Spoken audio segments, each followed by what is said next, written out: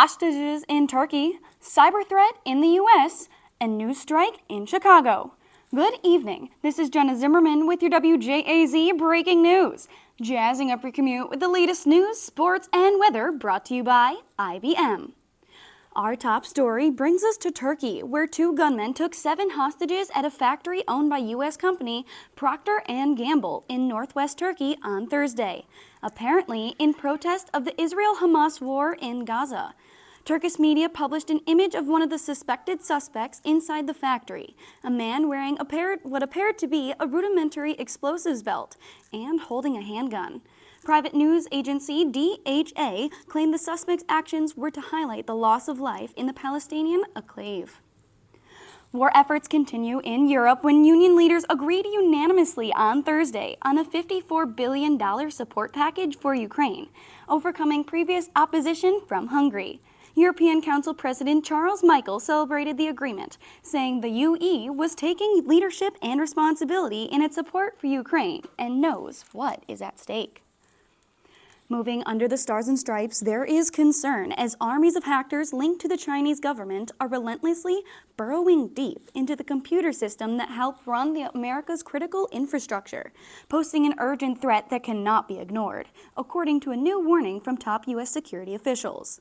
The officials from the FBI, the Cybersecurity and Infrastructure Security Agency, as well as U.S. Military Cyber Command, testified on Wednesday before lawmakers, urging the country to act before it was too late.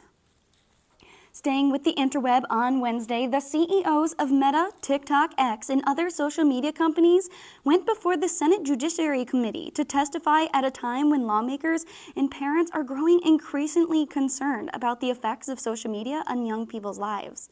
The hearing began with record testimony from kids and parents who say they or their child were exploited on social media. Closer to home, for the first time in newspaper history, the Chicago Tribune reporters, photographers, and other unionized newsroom employees walked off the job on Thursday as part of a 24-hour strike as negotiations for a contract enter their 5th year. Staff members gathered outside the Freedom Center alongside Scabby the Rat inflatables, chanting "Fair Contract Now," among other things. Moving to the Chicago school system, thanks to the Democratic National Convention, Chicago public school students may get to enjoy an extra week of summer before gearing up for the 24-25 school year. The start of the school year was pushed back a week for the Democratic Convention. The shift was not only made to support the city's needs, as tens of thousands flocked to Chicago for the convention, but it also allows time for students to attend, volunteer, and participate in the civic process of hosting the convention. Bowl statistics, new Commanders coach, and more when we return after this important message from our sponsor, IBM. People are excited about what AI can do for them. We're excited about what AI will do for business. Introducing IBM's Watson X, a platform designed to multiply output by training AI with your data. When you Watson X your business, you can build AI to help coders code faster, customer service respond quicker, and employees handle repetitive tasks in less time. Let's create AI that transforms your business with Watson X. IBM, let's create. And we are back with your current sports report. Starting on the court in Chicago, Kobe White scored 35 points. Nikola Vukovic added 22 points and 12 rebounds, and the Chicago Bulls outlasted Charlotte 117-110 on Wednesday night to send the Hornets to their 5th straight loss. The Bulls are in 9th place in the Eastern Conference. White also turned in one of his better outings of the season, and he finished 12 of 22 from the field with 4 threes, 9 assists, and 7 rebounds. Moving to the Washington turf, the Commanders are hiring Dallas Cowboys defensive coordinator Dan Quinn to be their next coach. Quinn replaces Ron Rivera, who was fired by the new owner, Josh Harris, one day after the season ended.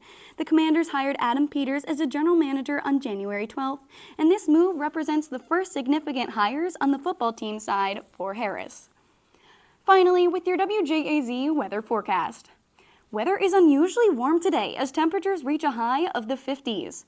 Moving into the night, clouds will move in, dropping temperatures near a freezing 32 degrees. Tomorrow, skies will be mostly clear with temperatures around the high 30s. The rest of the week looks quite sunny but colder with temperatures reaching as low as 29 degrees. This has been Jenna Zimmerman with your WJAZ Breaking News, brought to you by IBM. Thanks for tuning in and have a great day.